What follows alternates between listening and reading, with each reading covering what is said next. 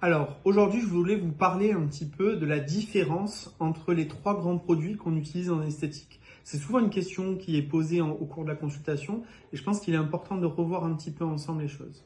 On va commencer par l'acide hyaluronique.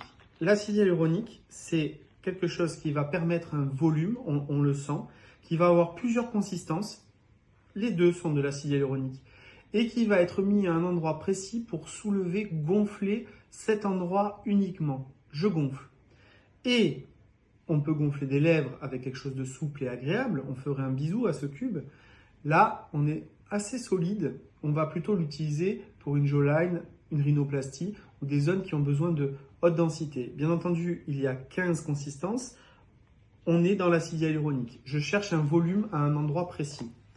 Ensuite, on a les inducteurs tissulaires. C'est quelque chose que je vais installer à la canule. Je n'ai pas de pointe. Je fais un pré-trou et je vais en mettre partout dans le visage. Le but, c'est vraiment de mettre sous peau un maximum de produits pour induire le collagène et donner un effet de remplissage global. On n'aura pas un volume précis et ça ne joue en rien sur les rides et les muscles. Versus le Botox. Ça n'est pas un flacon de Botox, mais ça vous donne une idée de la consistance.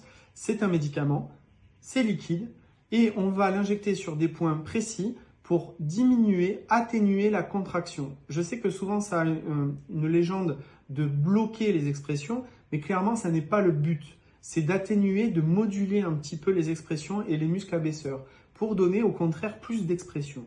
Donc ça ne fait pas de volume, ça ne densifie pas ces inducteurs tissulaires, ça met au repos et relâche certains muscles.